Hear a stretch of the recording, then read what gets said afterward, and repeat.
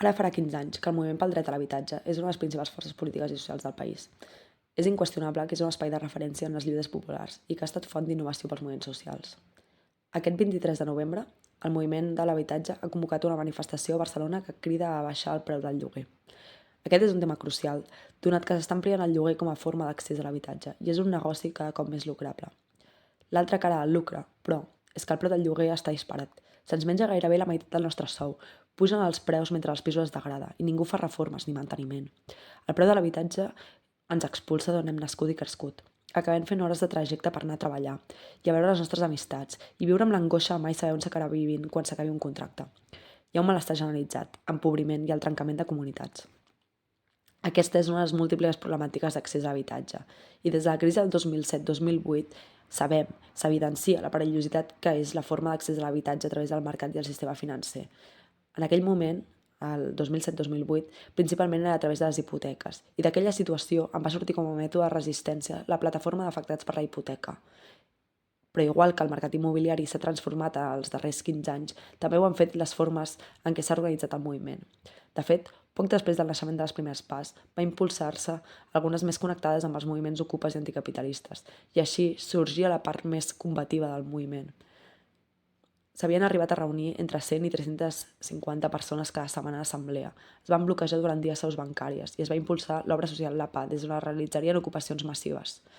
Entre el 2014 i el 2015, el moment amb què més força ha tingut mai el moviment va canviar el context radicalment. L'entrada al capital financer internacional, els anomenats fons voltor, van canviar el terreny i l'escala del conflicte.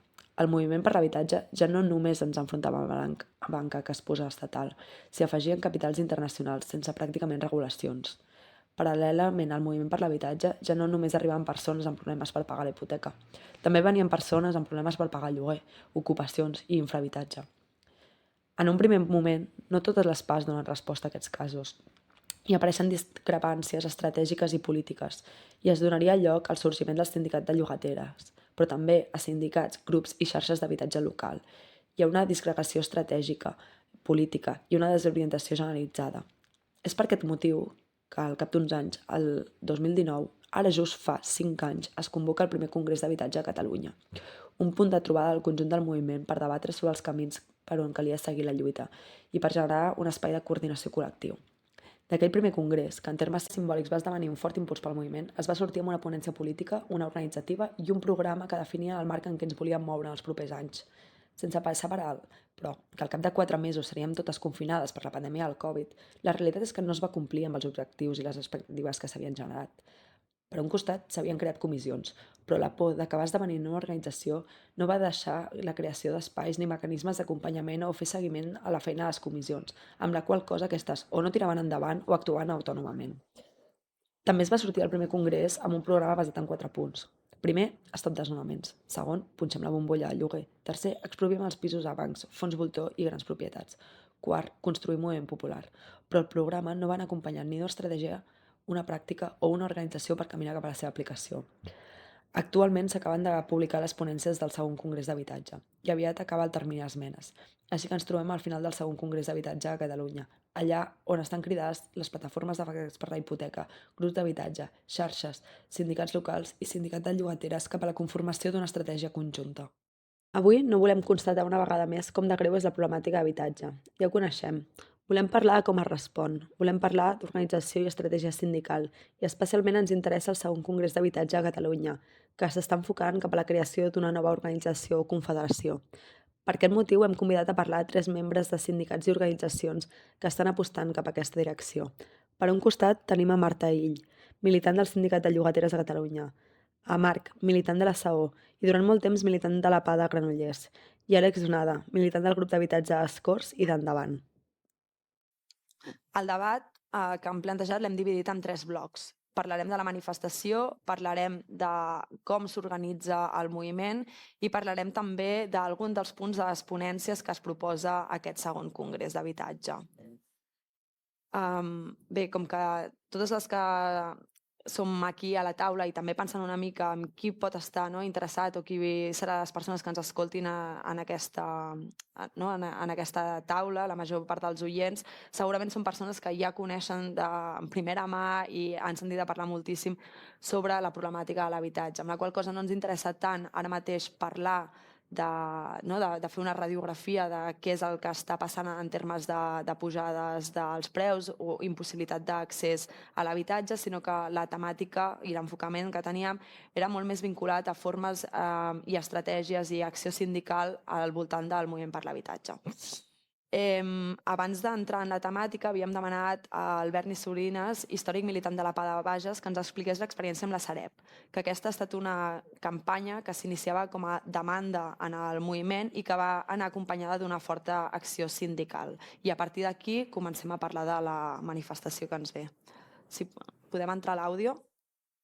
Crec que amb la campanya de la Sareb és nostra, de l'obra social de les PAs catalanes, vam aconseguir guanyar molt el relat sobre allò que era legítim i allò que era legal.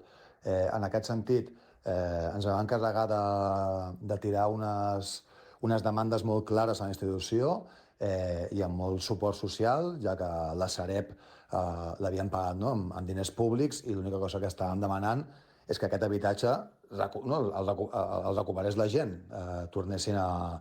Si ho havien pagat amb els nostres diners, doncs que siguessin nostres.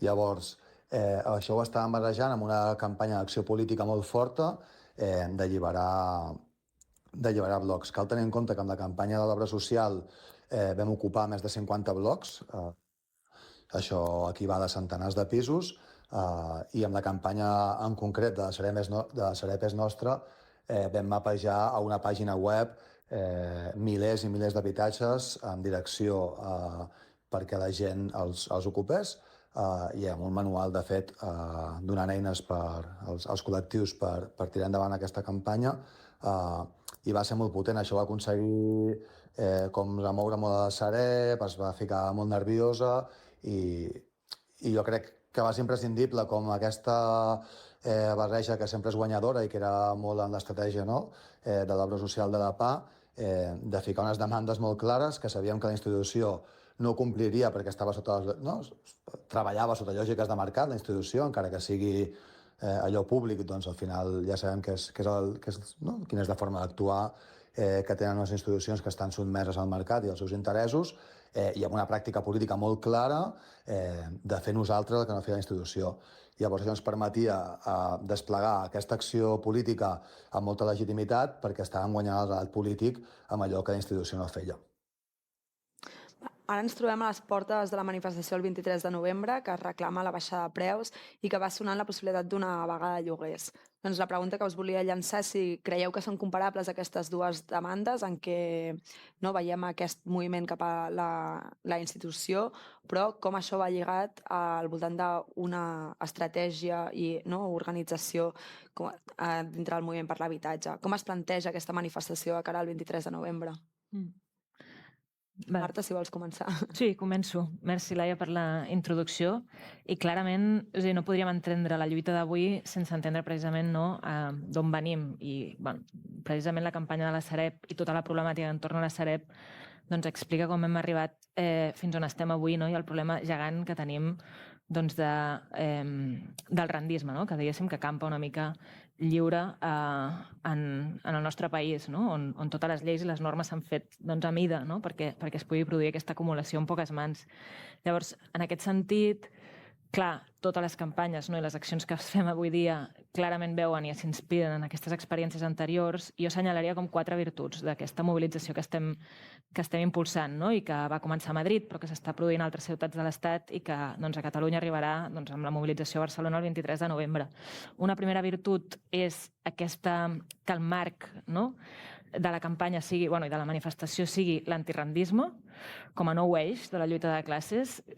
Jo penso que això és que diguéssim una volta més cap a un discurs una mica més radical, on aquí no només es qüestiona que diguéssim la mala fe d'uns actors concrets que podríem parlar que estan produint una estafa, sinó d'un sistema complet que permet que a través de la propietat s'extreguin rendes i per tant s'exploti a un gruix de la població no propietària i que a més això deixa fora també a les persones que són propietàries de casa seva però que no actuen així, i per tant s'està generant un nou marc que, tot i que portem anys intentant impulsar-lo, com a mínim des que existeix el sindicat de llogateres, ara per fi està arribant o està sent potser arribant a mitjans més generalistes i inclús fent-se més hegemònic. Després també estem parlant d'un moment destituent semblant al que comentava el Berni, de demostrar que l'Estat no és capaç, i de fet l'Estat el que fa és apuntalar aquest sistema, i aquí encara és més, potser una mica més intens, perquè estem parlant de deslegitimar l'actuació d'un govern que s'ha pretès progressista i que ha pretès impulsar mesures que havien de protegir el dret a l'habitatge, amb la llei d'habitatge, etc. Però jo crec que també som capaços de fer això perquè hi ha una legitimitat acumulada d'una feina del moviment per l'habitatge, de les PAS, dels sindicats en general, de realment voler treballar amb la institució en un sentit de anem a proposar reformes que són factibles, anem a proposar certes mesures que podrien millorar la vida de la gent, i com aquestes es veuen constantment descafeinades, fetes de forma defectuosa, no implementades, i per tant això genera un desgast general tant en les organitzacions del moviment com en la població, que connecta molt bé amb aquest moment de dir doncs ja no esperarem a que ens ho facin. I aquí connecta amb el que deies de la manifestació té una voluntat clara organitzadora, d'obertura, però a la vegada de dir, anem a potenciar les estructures sindicals del moviment per l'habitatge que realment són les capaces de protegir les persones davant d'aquesta problemàtica. I a la vegada parlem i oferim una eina de lluita concreta, que és la vaga de lloguers, que sí que és veritat que hem de seguir treballant i veient com la implementarem de facto, veure com anem escalant el conflicte, no serà d'un dia per l'altre, no acabarem la mani i farem una vaga massiva, són anys de feina o mesos com a mínim, per tant sí que hi ha certs incògnites, però jo crec que hi ha com una visió clara de cap a on estem anant, i no ens quedem en aquest moment mobilitzador i ja està. I això sí que és important.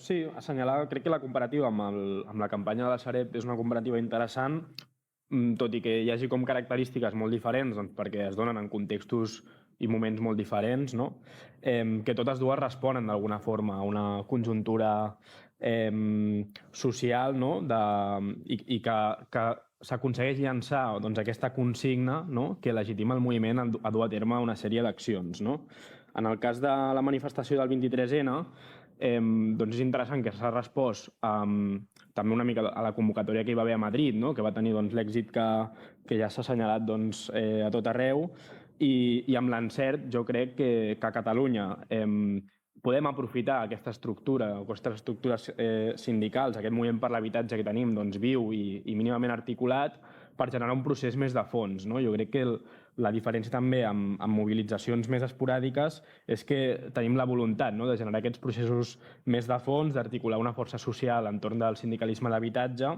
i que això s'ha concretat amb aquesta manifestació una mica postergada en el temps respecte a les altres que hi ha hagut a la resta de l'Estat, per crear comitès que ens ajudin a preparar la vaga. La manifestació, hem vist 40 comitès arreu del territori a Catalunya, i uns comitès que d'acord, ens han de fer una manifestació molt gran, de tenir una gran mobilització al carrer, però sobretot ens ha d'apropar a gent que ara mateix viu la problemàtica de l'habitatge de forma personal i que la viu també com a preocupació social, i que s'ha acostat a aquests comitès a una mica desplegar el que podríem dir l'ABC del sindicalisme, coses senzilles com repartir pamflets, cartells, fer portes a portes, una mica una mobilització molt de base.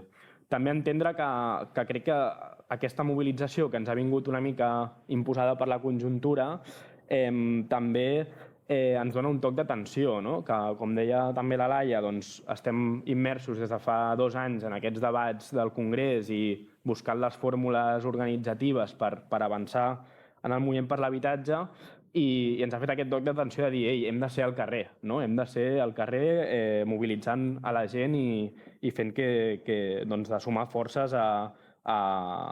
forces sindicals al moviment per l'habitatge. Sí, jo anava a sumar.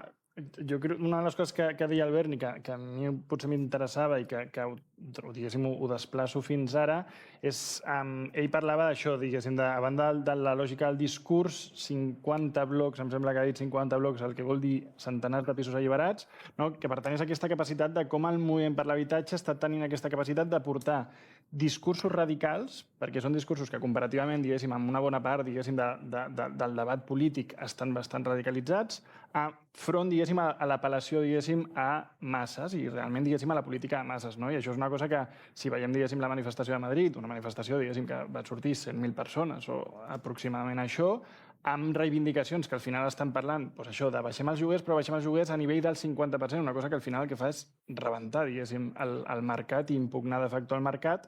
Jo crec que aquesta dinàmica, diguéssim, entre poder portar davant discursos polítics radicals i, diguéssim, canalitzar-los a través de la disputa de masses és una de les coses de les que el moviment, sens dubte, és un exemple i és una oportunitat. I jo crec que aquí, i coincideixo, diguéssim, una mica amb el que deia el Marc, aquí l'oportunitat sobretot està no tant en el 23, que al final esperem que sigui una mani massiva, però en tots aquests comitès que s'han anat aixecant, en com vehiculem això cap a la dinàmica de congrés, diguéssim, cap a una dinàmica de fons que té a veure amb com realment estructurem i organitzem un moviment per l'habitatge amb una capacitat sindical i amb una capacitat realment de disputa del poder i sobretot tenir en compte una cosa que per mi és bastant crucial, que és que no tots els cicles polítics són iguals. El cicle polític, diguéssim, que explicava el Berni era un concret, diguéssim, i ara segurament entrem en un cicle polític en què la disputa és encara més forta, encara més crua i que requerirà d'organitzacions més assentades, més potents i amb una estratègia de fons més clara.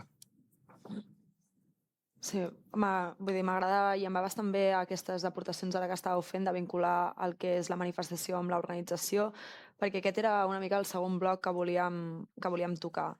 Hi ha una part que crec que és interessant i diferencial d'altres mobilitzacions que hi ha hagut en el cas del moviment per l'habitatge, i és que si bé hi ha una lectura que hi ha un reflux del que són els moviments socials de forma generalitzada, ens hem trobat que els últims mesos hi ha molta manifestació.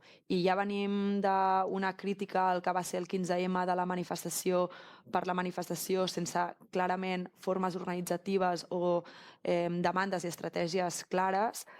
Aleshores ens trobem en aquesta doble estratègia entre la mobilització que continua existint i ens trobem al juliol manifestació contra el turisme, molt inspirat amb el que va ser la manifestació a Canàries, ens trobem al setembre amb el No District, la jornada de vaga de Palestina, ens trobem a l'octubre amb la manifestació contra la Copa Amèrica, però també amb la manifestació contra el desallotjament de la Massana, i ens plantem aquest novembre amb la manifestació del 23 de novembre d'habitatge, i a continuació vindrà el 24 manifestació nocturna contra les violències masclistes i 25 manifestació massiva contra les violències massives. Ja existeix una força al carrer, això està clar, però com aquesta força es vincula amb l'organització crec que és relativament diferent a com s'està plantejant dintre el que és el moviment per l'habitatge. Crec que unes característiques que s'està donant és totes aquestes masses que són plurals tant amb la diversitat de qui les conforma com també ideològicament, quines pràctiques polítiques van vinculades, quins marcs estratègics té cadascú, s'organitzen per l'acció en les manifestacions que anomenava. En el cas d'habitatge, nosaltres estem tenint debats sobre com fem que aquesta diversitat també existeixi dintre l'organització. I des d'aquest punt és on es va plantejar ja durant el primer congrés i ara es planteja durant el segon congrés d'habitatge. Des d'aquí volia demanar-vos directament en els vostres espais polítics que estan posant posicions al congrés que van en relació a la creació d'una organització de tot el que és el moviment, com us vau plantar en aquest segon congrés d'habitatge i quina tipologia d'organització s'espera que surti del segon congrés una vegada acabem a l'assemblea final.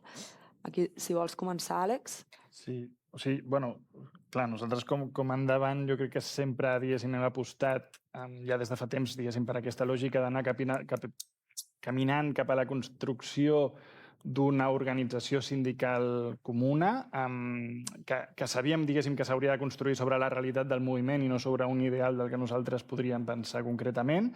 Llavors, per nosaltres sí que hi ha dues coses que són interessants del moment i del moviment, o sigui, de la conjuntura d'aquestes dues coses. Una és la necessitat, és a dir, la necessitat de que en aquest moment assumim que el moviment per l'habitatge necessita caminar cap a aquesta lògica de masses i que, per tant, requeria d'aglutinar tota la gent que estava dins de Congrés, unificar-la, diguéssim, dins d'una estratègia conjunta o començar a dialogar en lògiques d'estratègia conjunta i, òbviament, ampliar, diguéssim, aquest element.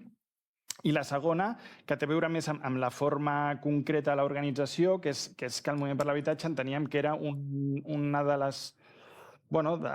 les esferes d'acció política que més propera estava a superar la dinàmica pròpia dels moviments socials i caminar cap a formes d'un sindicalisme més orgànic, mantingut amb el temps, amb capacitat de recorregut i d'una acció política potser més madura, més pensada estratègicament. Llavors, sí que aquí hi ha un tema que quan nosaltres diem caminar cap al sindicalisme també ho fem sempre, i això hem sigut bastant passat sempre, recuperant com aquest imaginari el sindicalisme de classe, no? Que això pot quedar en un concepte com una mica buit si no s'entra, però que nosaltres almenys fixaríem en dues qüestions. La primera és la voluntat de ser un agent propi, és a dir, no és un agent que simplement fa demandes i fa com de lobby de pressió, sinó que vol generar les seves capacitats pròpies per fer acció política i per donar alternatives materials a la classe treballadora. I la segona, per la construcció, diguéssim, de formes comunitàries que permetin, diguéssim, desplegar mecanismes de politització a diferents escales, no? I que això, per tant, també té molt a veure, diguéssim, amb la necessitat de que tu puguis fer acció política concreta com a base, diguéssim, per desplegar experiències de classe, per desplegar, diguéssim, totes les necessitats de subjectivació, entenent això, que el moviment per l'habitatge reconeix des de bon principi que la seva disputa té a veure, diguéssim, amb una disputa de classe, amb una disputa de superació del capitalisme i que, per tant, diguéssim, requereix de tots aquests dispositius. Vale, Marc. Vols anar, Marc? Sí. Jo? Ah, vale, perdoneu.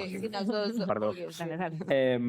Sí, doncs nosaltres el que plantegem a la SAO és que necessitem organitzacions àmplies, crec una mica a la línia en realitat que comentava l'Àlex, organitzacions de masses, organitzacions que ens permetin rearticular la classe, reteixir la classe i tenir aquesta força pròpia i que això és condició necessària per qualsevol plantejament revolucionari. Que aquest seria el nostre horitzó. L'aposta del Congrés d'Habitatge és un primer pas.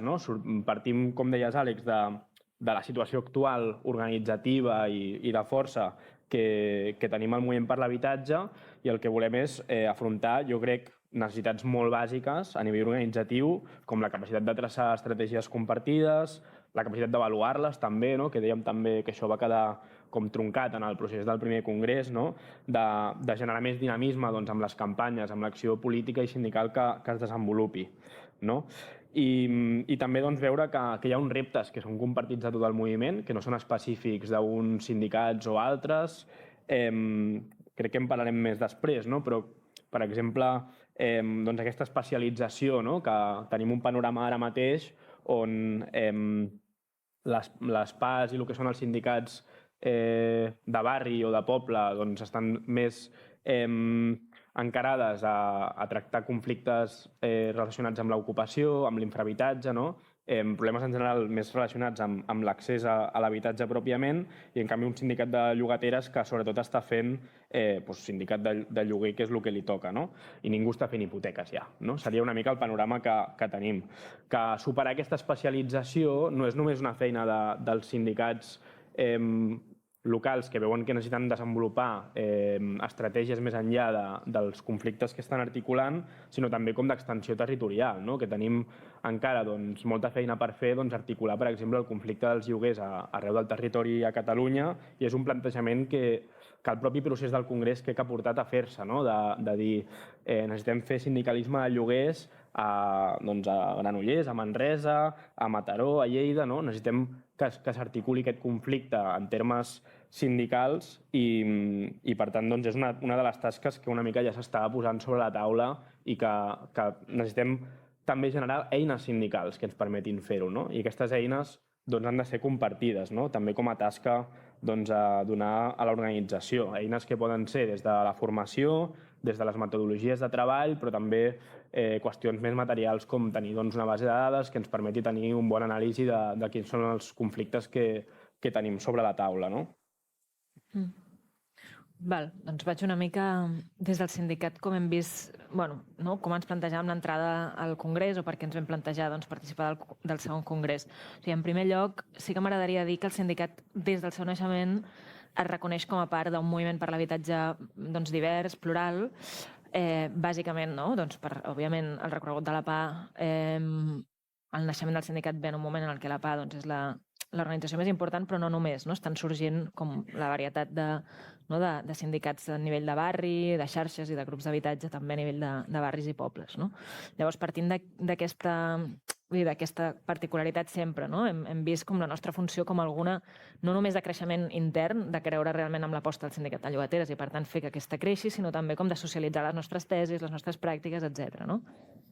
I en concret, a nivell del segon congrés, i del primer també, però a nivell del segon ens n'adonem que el diàleg del primer congrés d'alguna manera s'ha esgotat, que el que hem de fer d'alguna forma és reengegar aquest diàleg perquè diem no estem parlant d'un problema conjuntural, no estem dient que ara hem de solucionar com aquesta fuita i per tant ja haurem acabat amb la problemàtica amb la que ens enfrontem. És una lluita de llarg recorregut. Crec que aquí, quan l'Àlex comentava que aquest és un cicle diferent, m'ha ressonat molt amb això, perquè realment el que veiem en el sorgiment de la PA, que va ser un sorgiment molt explosiu, és que d'alguna forma es desmorona, es destrueix com una manera d'accedir a l'habitatge, que era a través de la compra massiva, i que en aquell moment el moviment sorgeix d'aquí, i ara en el que ens trobem al revés. És un moment on el capital s'ha recomposat, on s'han generat unes formes molt diverses de precaritzar i d'actuar sobre el territori i de generar precarietat i malestar, i on, per tant, també sorgeixen aquesta diversitat de formes, més de barri, més de poble, més de sindicat de llogateres, la PA segueix existint fent la seva obra social i dinàmiques que ja portava, i aquí hem de veure com encaixem totes aquestes peces i com realment ens preparem mútuament per aquesta lluita de llarg recorregut, i que és un gran repte que tenim per davant. Llavors, en tant, què pensem d'aquesta organització que ha de néixer i com creiem que ha de ser, tot i que ja ho estem, vull dir que anirem veient com es desplega aquesta organització, però molt, molt bàsicament creiem que és una organització que ha de ser capaç d'acollir aquesta diversitat, de permetre l'autonomia, de permetre que segueixin existint les formes que existeixen, però sobretot potenciant allò que cada part del moviment fa de forma virtuosa i intentar arribar de forma conjunta on no arribem de forma aïllada. Per tant, ha de tenir aquesta flexibilitat. Per això també parlem de l'autonomia política, però a la vegada no és suficient dir, ens ajuntem i que cadascú faci la seva, perquè per això no faríem una nova organització.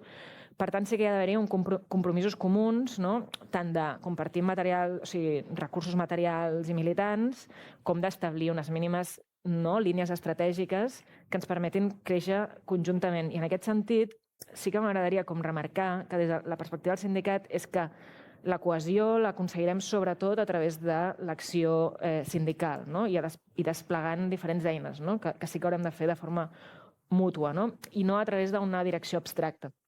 Sí que és veritat que és necessari posar les bases, el que jo li dic potser la closca de l'organització, que al final són negociacions de tu em dones, jo et dono, o fins on arribem en aquest compromís mutu, i això és important que ho anem desplegant, però sobretot, i lligant una mica amb la manifestació i amb l'impuls que estem tenint ara d'arribar i de generar i de fer créixer el conflicte, és sobretot a través d'aquest conflicte, on ens acabarem d'entendre.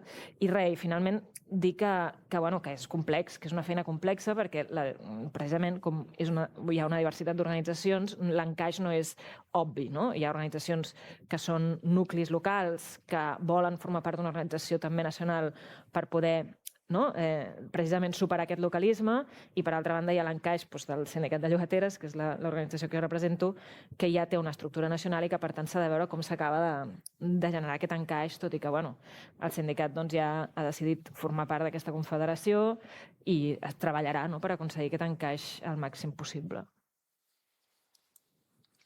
Sí, jo anava a recalcar simplement, vull dir, com aquesta sensació d'oportunitat per tots aquells que portem temps, diguéssim, militants en espais, ja sigui del moviment popular, diguéssim, de moviments socials, etcètera. O sigui, reconèixer aquest moment on un moviment tan heterogeni com el moviment per l'habitatge, una majoria considerable, arriba a fer un anàlisi més o menys compartit, diguéssim, d'aquesta necessitat de caminar cap a formes organitzatives i estructurals més grans. Això no és una cosa que sigui el més natural ni el més normal. Vull dir que aquí jo crec que s'ha obert una escletxa d'oportunitat que requerirà d'això que deies, de ser molt intel·ligent, de tots els equilibris que calguin, diguéssim, per fer-ho això bé, però que és una oportunitat, diguéssim, que no podem, diguéssim, deixar de treballar. Totalment. Sí.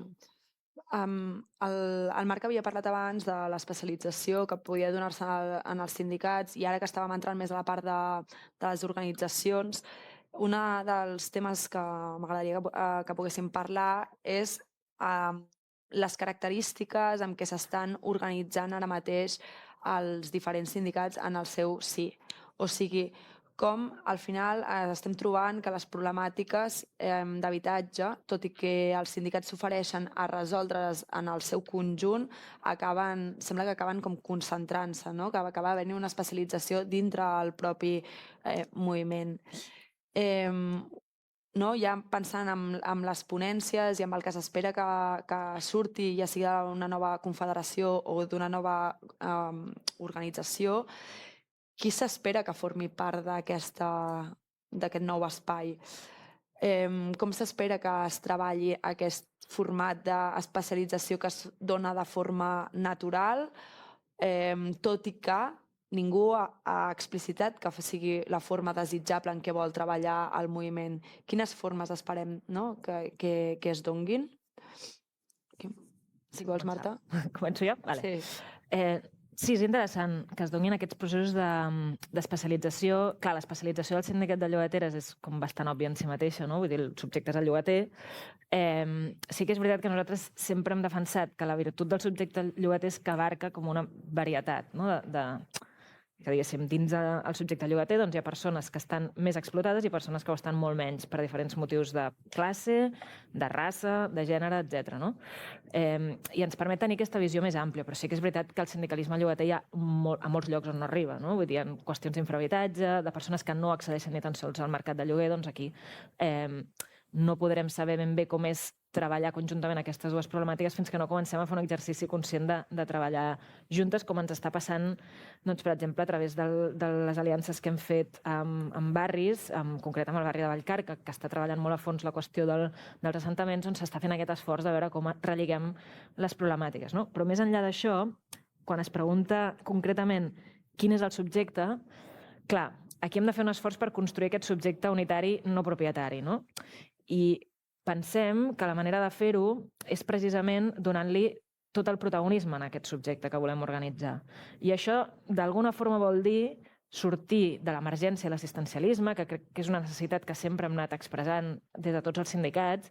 Sí que és veritat que el sindicat de llogateres, bastant des del principi, va voler conjugar l'assemblea de casos amb anar a organitzar de forma proactiva blocs de propietat, i això era sortir de l'assemblea. Llavors, creiem que, tot i que portem uns anys fent proves, encara hem d'acabar de perfeccionar què vol dir anar a organitzar blocs, anar a organitzar llogaters per propietari.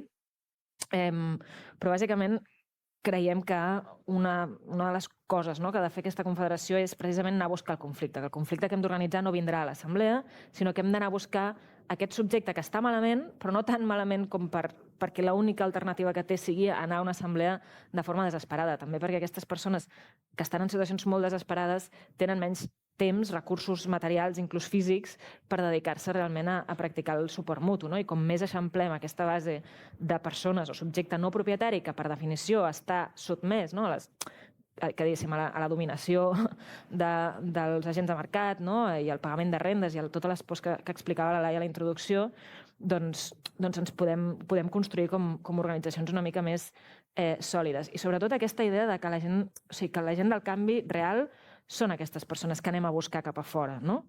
I que, per tant, hem d'aconseguir generar com nuclis d'organització en aquests llocs cap enfora. Això és un procés difícil, perquè ens hem acostumat, les militants del moviment per l'habitatge, a ser una mica més nosaltres les protagonistes i que l'assemblea sigui el lloc, no? Protagonista, però això genera com pràctiques una mica més centrífugues i el que hem de fer entenem que és anar cap enfora i precisament no polititzar el malestar més heavy, que és com obvi d'alguna forma que alguna cosa hi ha malament, no? Quan desnonen una persona, sinó polititzar com pràctiques més naturalitzades, com per exemple pagar lloguer, no? Que podem anar cap aquí, no? Podem tendir cap a generar aquest tipus de polititzacions. I això, la idea és fer-ho oferint eines de lluita sindical concreta, no? Que ens tenir un mapa, no? És a dir, anem cap enfora i com ho fem? Doncs tenim unes eines concretes a través de les quals hi ha un recorregut, que això pot ser la vaga, no? Que ara l'estem treballant, però són altres eines que hem anat desplegant, no? Des de l'estratègia Ens quedem amb el sindicat, creiem que en aquest sentit és fructífera perquè proposa fulls de ruta bastant llargs en el temps, no? De desobediència, i que sobretot això, com deia, interpel·lin a capes, o sigui, a problemàtiques que se les pugui apropiar a capes àmplies, no? D'aquest subjecte no propietari. Vull dir, malauradament, un desnonament és una cosa que patiran poques persones dins del camp no propietari. No vol dir que això no s'hagi de seguir lluitant, s'hagi de seguir denunciant, però sí que hem d'anar a veure, no?, com polititzem, doncs, com deia, no? Com accions més naturalitzades al dia a dia, com és això, sotmetre's a les normes del mercat de forma generalitzada. I això que abans també ho ha comentat el Marc, no? Una mica bueno, i ens hem de comprometre a dir, si volem tendir cap aquí, anem a veure si ho estem aconseguint. És a dir, no ho declarem simplement, ho escrivim en unes ponències o en uns documents que fem més endavant i ja veurem què tal, no? Sinó anem a veure, realment estem assolint aquest eixamplament de la base, realment s'estan generant lideratges fora de les pròpies assemblees i dels propis militants, com estem creixent, quins mecanismes ens funcionen, quins fulls de ruta ens funcionen, quin tipus d'accions ens funcionen i fan créixer i bueno, doncs anar fent aquesta feina. Ja està una mica. Sí. Sí, jo sobre el que preguntaves al principi, que venia, diguéssim, tot el tema de l'especialització i tal. A mi l'especialització en concret no em preocupa. Jo crec que el que en general, diguéssim, ha proposat el moviment per l'habitatge és aquesta lògica de nosaltres especialitzem la tàctica, però la demanda és universalitzable. No? És aquesta lògica de dir, nosaltres potser ara necessitem disputar, diguéssim, i obrir camí a través del subjecte llogater, com abans eren les hipoteques, com, diguéssim, també els col·lectius ara mateix també han de ser, diguéssim, lògiques d'infrahabitatge, etc. Però la demanda sempre té a veure, sobretot, en confrontar el mercat i en apel·lar, diguéssim, lògicament a la desmercantilització, no? És el que parlava, diguéssim, el Berni abans, diguéssim, al final, de legitimar l'alliberament de pisos com a mecanisme de conflicte, i és el que parlava abans, de dir, anem a una baixada de lloguers, però la baixada de lloguers que estem demandant o que estem, diguéssim, com proposant, bàsicament és una cosa que rebenta el mercat, diguéssim, o caminar en aquest sentit. No és una demanda, diguéssim, fàcilment assolible que arregla. Llavors, jo crec que aquí és on sí que hem de treballar constantment en aquesta lògica de l'imaginari comú que apel·la al bloc que tu deies, que per mi sí que és el subjecte prioritari, que és aquest bloc no propietari. Això per una banda, i per l'altra, jo crec que això també té a veure, diguéssim, amb aquestes qüestions del cicle polític i de com es va madurant, diguéssim, el discurs, perquè al final, quan nosaltres movem el camp, diguéssim, aquesta disputa contra el rendisme, al final el que estem fent és ampliar la lògica de la disputa. O sigui, vull dir, no centrem tant, diguéssim, amb el banc, sinó que estem disputant, diguéssim, a tota una classe social i, per tant, hem d'articular tota una classe social, diguéssim, també per fer-hi front. Com es fa això actualment? Clar, jo crec que sí que hi havia una certa necessitat, és a dir, jo crec que el moviment per l'habitatge sempre ha funcionat bé quan era capaç de desenvolupar eines sindicals o de conflicte que realment, diguéssim, tinguéssim una capacitat de desenvolupar acció política real. Crec que jo crec que tot el moviment tenia la certa sensació de que el Congrés necessitava, com a mínim, per apostar per constituir ja una mínima dinàmica organitzativa conjunta que permetés començar a testejar aquestes pràctiques conjuntes. No? I jo crec que una cosa lògica que suma del que hem anat treballant aquí és què passa si en aquestes grans seccions per propietaris o el que fem hi ha diguéssim, conflictes que tenen a veure amb lloguers, amb gent que està demandant diguéssim, baixades de lloguers important i amb gent que ha alliberat diguéssim, blocs d'aquesta mateixa propietat i que, per tant, com diguéssim, anem intentant incorporar imaginaris comuns en aquests dos objectes, testegem si és viable, diguéssim, dinàmiques de treball conjuntes, etc. Això no és una feina, que jo estic molt d'acord, això no és una feina a llarg termini, vull dir, no és una cosa, diguéssim, que no nombrant el subjecte no propietari, el subjecte de sobte apareix. Per tant, vull dir, és una cosa que requereix de temps, de pràctica, de testejar, de veure si són coses que funcionen o no i d'anar treballant en aquesta dinàmica. Sí, jo una mica el que veuria, sobretot a nivell de quan parlem d'aquesta especialització, entendre això, que per diferents tipus de conflicte, la problemàtica de l'habitatge genera diferents tipus de conflicte i necessitem eines especialitzades per cada tipus de conflicte. Crec que superar aquesta especialització en realitat vol dir no quedar-nos amb una sola cosa, per dir-ho d'alguna manera. Que crec que la preocupació ara mateix, sobretot des de com fem per arribar a més gent, com fem per incorporar, per eixamplar el que és la base sindical i la força sindical que podem articular. I crec que això ho hem de provar a fer en dos sentits, sobretot. Un és articular conflicte allà on no està articulat. Jo crec que, abans que parlava també de dir hi ha molta part del territori a Catalunya on no hi ha l'articulació, per exemple, d'aquest conflicte llogater, que sí que té una base social molt àmplia.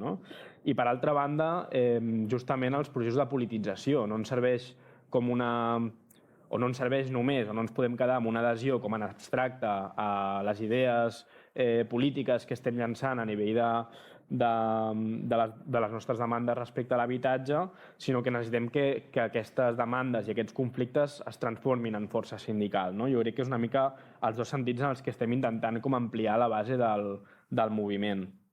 Llavors, potser és veritat que a nivell com de les ponències s'ha centrat molt en l'organització, en quin tipus d'espais necessitem per prendre decisions i tal. Potser és veritat que ha faltat com aquesta idea de fons, a concretar que el que ens ha de servir aquests espais és justament per veure quins processos o quines metodologies ens dotem per generar aquests processos de politització.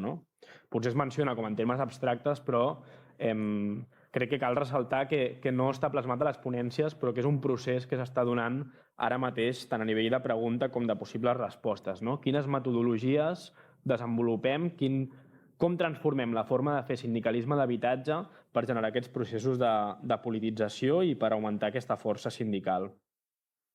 I aquí una mica això, l'acció sindical per propietats, que és una de les propostes que es porta al Congrés com més o menys innovadora, que potser podem parlar de si ho és i en quins sentits, però que una de les tasques serà aquesta, com veure com es desenvolupa més enllà de dotar-la d'una estructura organitzativa. Sí. De fet, l'altre tema que volia que parléssim de les ponències era la part d'acció sindical que actualment s'ha focalitzat molt en l'organització per propietats. I aquesta ja va ser una experiència que es va tenir en les PAs estatals, que, per exemple, la PA de Sabadell va discutir-la bastant. Per això li hem demanat a l'Emma Giner, que és històrica membre del Moviment per l'Habitatge i de la PA de Sabadell, si ens podia explicar una mica aquest moment que va tenir fa 10 anys. La Comissió de Negociacions Col·lectives de la PA es crea aproximadament el 2013 i va ser una comissió que pretenia centralitzar i negociar de forma col·lectiva i a nivell supralocal tots els casos d'una mateixa entitat financera o d'un mateix banc. Va ser un mecanisme que ens va ajudar a coordinar i a organitzar accions molt contundents, molt massives, molt vistoses i, per tant, molt mediàtiques, amb la qual vam tindre molta visibilitat i evidentment va tindre efectes positius, es van resoldre molts casos, però és veritat que a la PA de Sabadell i a altres PAs vam detectar ràpidament que això generava certa desmobilització. Per una banda, la gent començava a desentendre's del seu cas, com que hi havia un grup de persones interlocutores i expertes en negociació ja parlaven per ells. Llavors vam detectar que deixaven de vindre a les assemblees, deixaven de vindre a les accions, perquè delegaven aquesta negociació, lluita amb terceres persones. I per altra banda, a les entitats financeres els hi anava molt bé també tindre les negociacions col·lectives, perquè això d'alguna manera també desmobilitzava les accions a nivell local, a nivell del municipi. Clar, com que ja s'estava negociant a un altre nivell, llavors no tenia sentit fer accions a les entitats financeres per resoldre casos individuals. De fet, hi havia certa amenaça de que si fèiem accions als nostres municipis, això posava en perill la resolució de tots els casos. I per altra banda, una altra cosa que vam detectar és que, clar, aquestes figures negociadores, interlocutores, que es convertien de cop i volta en expertes sense participació de les afectades, van començar a generar certs conflictes i certes males pràctiques perquè, clar, eren penya que tenien tracte directe amb les entitats, que això els donava cert poder també i llavors va generar com bastants conflictes.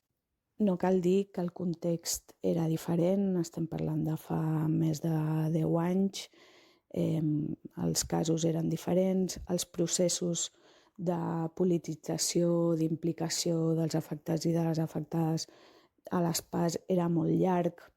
Teníem clar i sabíem on estava l'enemic en el sentit que el teníem molt més a prop, vull dir, anàvem als bancs, a les entitats financeres del nostre poble i ens assèiem i negociàvem i fèiem accions contra unes persones concretes que tenien poder de decisió. Ara el context és totalment diferent i l'enemic cada vegada està més lluny i és més poderós, però si serveix d'alguna cosa, algunes experiències prèvies, doncs tot això que guanyem. Vale, estem arribant ja al final. Aquesta era ja l'última pregunta d'aquest debat. Podríeu comentar una mica quines són els elements que hem de tenir en compte pensant que ara mateix és l'element principal amb què s'està apostant dintre Congrés,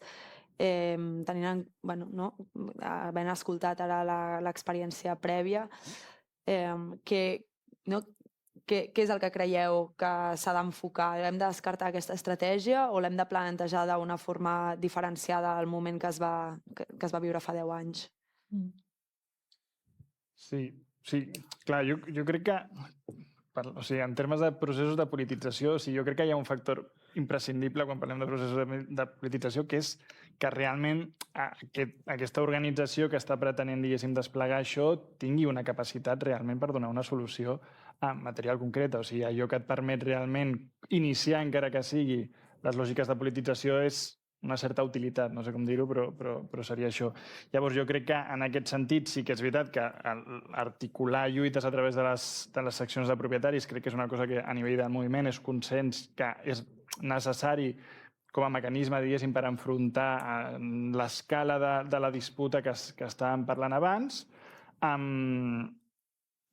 Per l'altra banda, i segon, perquè també, diguéssim, genera aquesta lògica antagonista del subjecte entre un bloc no propietari i un bloc propietari. Diguéssim, és un mecanisme bastant generador d'aquesta dinàmica. Llavors, jo crec que sí que hi ha el risc que es planteja en el que comentava l'Emma.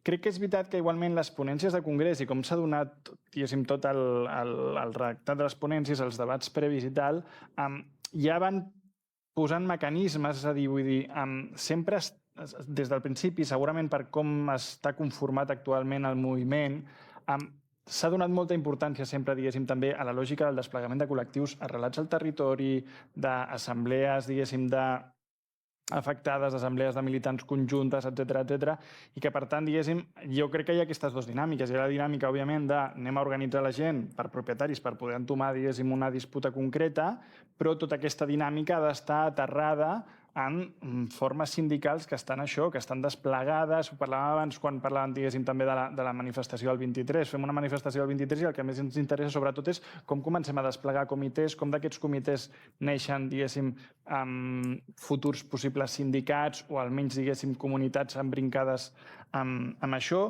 I, per tant, jo crec que ja hem de treballar aquesta dinàmica i aquest equilibri. Jo crec que el fet d'estar treballant sempre en la lògica de la creació de la comunitat, de les estructures populars, que és una cosa, diguéssim, que també ha desplegat el moviment, etc, no només implica les lògiques de disputa, sinó que implica simplement lògiques, diguéssim, del dia a dia, de com s'autoorganitzen aquests espais, de com es reconeixen entre ells els diferents subjectes, que això també, diguéssim, generen aquestes lògiques que al final s'han de testejar i s'han de donar a terme, i que segur que en algun moment generaran algun tipus de problema. Això també ho hem de saber quan muntem una organització d'aquest tipus. Segur que hi haurà problemàtiques, però que fixem això. Vull dir, jo crec que la lògica de les ponències no desplega simplement l'eina de les seccions com una cosa aïllada de la resta de l'organització, sinó que la col·loca situada també dins d'una amalgama de col·lectius que tenen fort arrelament territorial, que aposten per desplegar-se territorialment encara amb més força i que estan contínuament creant això, creant dinàmiques comunitàries, trincades, diguéssim, amb estructures populars que van des d'ateneus i casals a escoletes populars, etc, que per tant despleguen mecanismes entre ells mateixos de politització que van més enllà de la batalla concreta dels propietaris. Val, doncs, reaccionant una mica a això i a l'experiència de la negociació col·lectiva per propietaris de la PA, bé, sí, és totalment cert que és un moment diferent. De fet, més enllà de valorar o no si la propietat ara està organitzada encara de forma, o que diguéssim l'antagonista, el dolent, és més poderós ara que abans, jo crec que sí que és veritat que abans, al final, hi havia més concentració, no? És a dir, també s'acumulava més poder perquè eren una sèrie d'entitats financeres a través de les quals es produïa aquesta negociació col·lectiva. Ara, doncs és una mica més complex el panorama, hi ha una varietat molt gran de rendistes, de propietaris, i es poden produir aquests processos de negociació de forma una mica més a petita escala, jo diria inclús, no? És a dir, és diferent parlar, per exemple, de totes les hipoteques, gestionar totes les dacions en pagament de la Caixa o del BBVA, que agafar i dir, bueno, aquest gran tenidor té 20 blocs, anem a organitzar-los tots, i anem a veure com articulem aquest procés de negociació col·lectiva. És evident que hi ha certs riscos que cal tenir en compte, i els freeriders, que diguéssim, dins de les comunitats de veïns o les persones que potser es prendran el poder per la seva mà i prendran decisions sense baixar-ho a les bases, sempre hi són.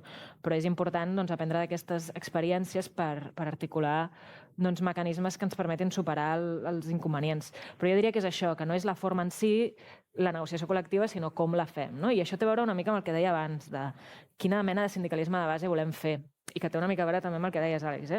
I una gran diferència és precisament que aquestes negociacions per propietat es produiran sobretot, tot i que no exclusivament, però sobretot a través de comunitats, de blocs sencers de llogaters, on ja hi ha una socialització prèvia, on es teixeixen unes comunitats, uns llaços de confiança, que no permeten tan fàcilment inclús aquests freeridismes o aquesta manera de no participar. També haurem de pensar què vol dir la no participació, perquè l'Emma deia, no venien ja més a les assemblees. Clar, estem parlant que aquest tipus d'organització potser serà, per definició, un perfil de persones que no aniran habitualment a les assemblees, faran altres tasques militants, faran altres tasques per la seva pròpia comunitat o inclús per comunitats veïnes on es puguin generar aquestes aliances entre diferents delegats de bloc, diferents organitzacions per propietari, etc. Però sobretot la idea, jo crec central, és que la delegació de la representació ha de ser un procés molt democràtic i ha de partir de la idea de que les persones es representen a si mateixes. No hi haurà un militant activista que representi a tots els d'una mateixa propietat, sinó que És a dir, òbviament pot haver-hi un suport extern, no vol dir que sempre ho hagin de gestionar o s'ho hagin d'autogestionar tot les mateixes persones afectades, però sí que s'ha de produir un procés en el que hi hagi lideratges interns, escollits democràticament, on es vagi elevant, que diguéssim, aquest procés de representació democràtica i que hem d'anar molt, o sigui, hem de ser molt fins, no?, en extendre aquesta cultura democràtica. Per tant, jo crec que en aquest sentit els processos de politització, per una banda, té a veure amb el que deia de la impugnació del rendisme, no?, i de al final un llogater pot decidir marxar, si decideix quedar-se a lluitar amb la seva comunitat, està assumint un marc de lluita impugnador del rendisme, no? Però a més, hi ha aquesta politització extra de voler assumir les normes democràtiques, no? I de gestió democràtica de com es produirà aquestes negociacions col·lectives i aquestes lluites dins de les comunitats de blocs i després intrabloc i intrapropietats, si s'escau, etc. I m'ha semblat molt interessant, i volia recollir-ho com per també, perquè crec que està relacionat, que aquests processos de politització es produeixin de la mà d'aquestes conquestes universalitzables que tu deies, no? Com avançar cap a la conquesta de drets. Jo crec que és molt important. Cada cop que sortim a fora i anem a parlar amb gent que no és militant, que no està extremadament polititzada, i els hi presentem la idea del sindicalisme per l'habitatge, la primera cosa que volen sentir i volen creure és que aquest sindicalisme és útil també en la conquesta de drets, no? I que no simplement és un coixí per això, no?, per tapar 4 forats i ja està, no? És a dir, està guai ser útils en casos concrets i en generar aquests processos de negociació col·lectiva, però sobretot fer aquesta feina d'avançar cap a la conquesta de drets, no? Crec que és important.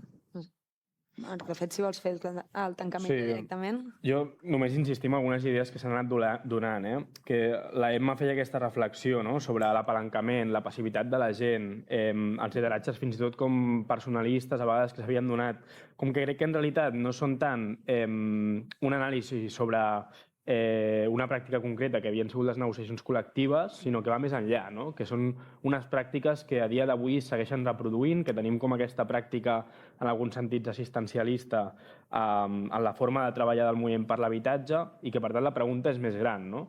Retomem com una vella, potser forma de lluita, que és la forma d'organitzar-nos col·lectivament contra propietats concretes, no?, i que reconeixem les experiències prèvies, però crec que la tasca una mica serà aquesta, no?, pensar, posar en pràctica aquestes noves metodologies, aquest generar processos de politització i aquest incorporar aquesta força sindical d'alguna forma vestida o omplir de contingut una estructura que no volem burocràtica, sinó encarada al conflicte, no? Puc dir una coseta com molt ràpida? És que ara m'ha vingut al cap com una imatge del Sindicato d'Inquilinos de Madrid, que són els que més estan ara potser treballant de forma una mica més estructurada tot el tema de l'organització per propietaris. Hi ha una foto molt guapa de tota la penya del sindicat asseguda amb les samarretes negociant, no?, amb una propietat concreta. I crec que representa molt bé aquesta idea de dir tu et pots sentir protegit de dues maneres, delegant la representació en algú altre i, per tant, no havent-te d'enfrontar tu directament amb aquell procés de negociació o anant de forma col·lectiva amb més gent i tenint aquesta experiència de què vol dir parlar-li al meu propietari, no?, acompanyat de tots els meus veïns o inclús de veïns que no conec perquè estan en altres blocs o en altres pobles o ciutats, però com tenir aquesta experiència, no?, de poder col·lectiu, o sigui, la idea aquesta de construir poder popular i que la gent realment cregui que forma part d'aquest poder, no?, que no és simplement he tingut la gran sort de caure a les mans d'aquesta organització tan bona que em representarà, sinó de, ostres, és que jo formo part d'aquest poder, no? Hem de veure com ho anem construint, això. Vale. Doncs moltes gràcies a tots tres. Ara hem tingut un petit tastet del que són els debats que s'estan tenint ara mateix al moviment per l'habitatge i dit això ens veiem el 23 de novembre a Barcelona perquè l'habitatge és un dret i no sigui un privilegi i continuem debatent al segon congrés i posteriorment d'això. Moltes gràcies a vosaltres. Gràcies. Molt bé, gràcies.